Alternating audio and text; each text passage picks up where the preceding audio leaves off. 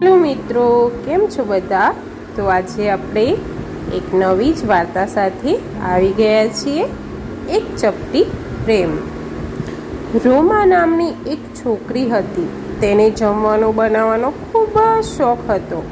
જ્યારે પણ માં જમવાનું બનાવતી તે ધીરેથી જઈને જોઈ લેતી કે મમ્મીના હાથનું જમવાનું એટલું સ્વાદિષ્ટ હોય છે કે પિતાજી તો આંગળી ચાટતા જ રહી જાય છે। જે મહેમાન આવે તે પણ મમ્મીના રસોઈના વખાણ કરે છે। રોમા જોતી હતી કે મમ્મીની પાસે એક ડબ્બો છે। દરેક વખતે જ્યારે મમ્મી જમવાનું બનાવે છે તો ડબ્બામાંથી કશું કાઢીને જરૂર નાખતી હશે। રોમાને લાગ્યું કે જરૂર આ ડબ્બામાં એવું કશું છે જેને રસોઈમાં મેળવવાથી રસોઈનો સ્વાદ બમણો થઈ જાય છે।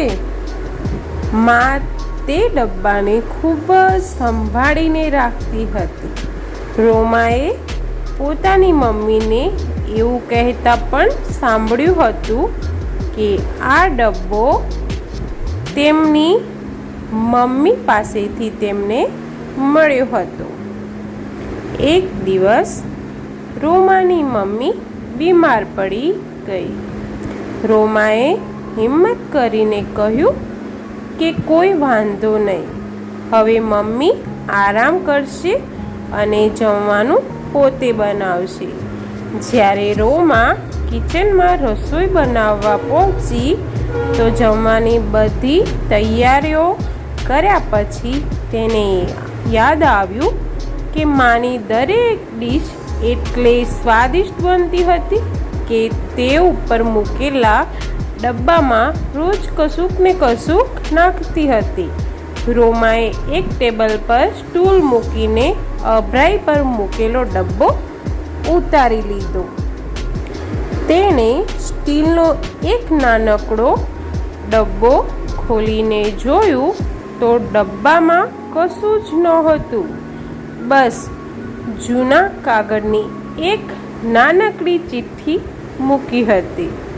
રોમાએ તે ચિઠ્ઠી ખોલીને જોયું તો તેમાં લખ્યું હતું કે બેટા, જે પણ બનાવે તેમાં એક ચપટી પ્રેમ જરૂર નાખશે, જેથી તારી બનાવેલી બધી જ વસ્તુ બધાને ગમે। રોમાને વાત સમજતા વાર ન લાગી। કેટલી સારી વાત છે ને કે તમારા દરેક કામમાં થોડો પ્રેમ સમાઈ જાય તો સામી વ્યક્તિને જરૂર પ્રભાવિત કરે છે। પ્રેમ દરેક દર્દની દવા પણ છે। તો જોયું મિત્રો, આ વાર્તા પરથી આપણને જાણવા મળે છે કે આપણે હંમેશા આપણા પરિવારને પ્રેમ કરવો જોઈએ અને આપણા દરેક કામને પ્રેમથી કરવા જોઈએ, જેથી સરસ બની રહે।